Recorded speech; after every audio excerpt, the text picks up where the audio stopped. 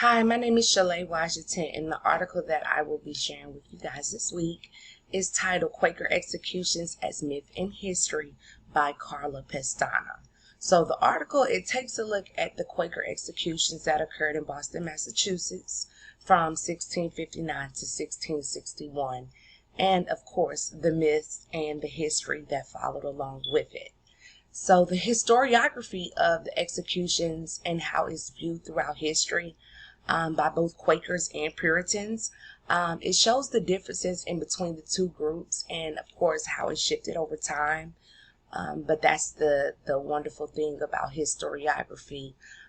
One particular subject in history, the importance and the relevance, of course, it can shift and it can change over time due to other things that are occurring in the world.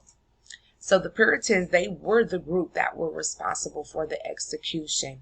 And that also goes along with the blotted history of the Puritans and their executions and their hatred for multiple groups, not just the Quakers, which is like why I said the Puritans, their history is it's a little bit corrupted.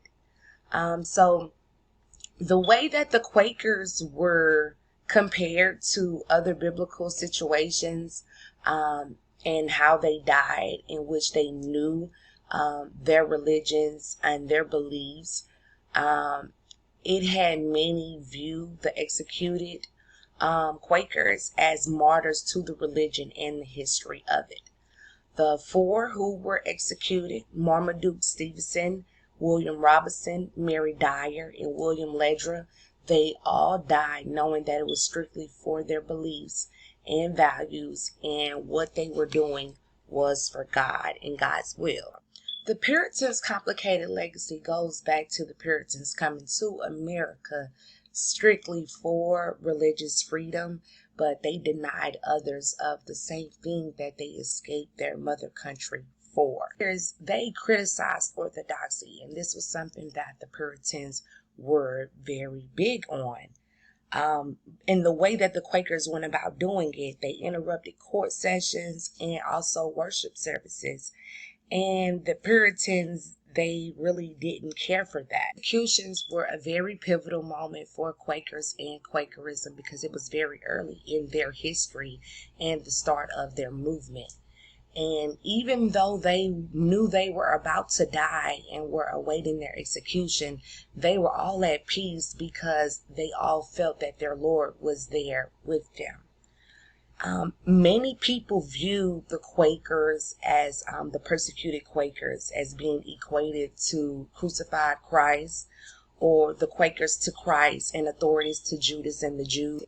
Many people also believe that the executions caused blight, the Salem witchcraft, hysteria, failure of crops to grow, King Philip's War. A lot of people that these were justifications of the Quaker martyrs.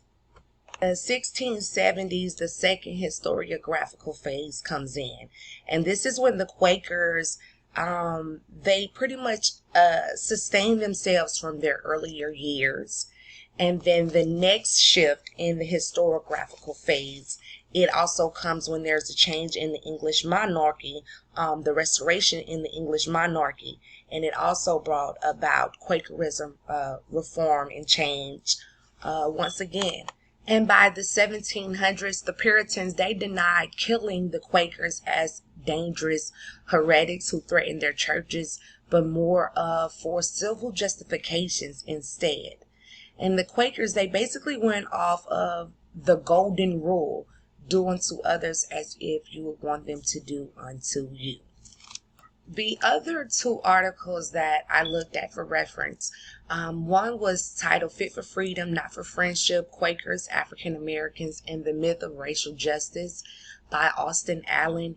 And this article, it basically talks about how the Quakers, their love for all people, and how they were very vocal in opposing slavery, being a part of the abolitionist movement, and also the fight for civil rights for African Americans even after slavery had ended.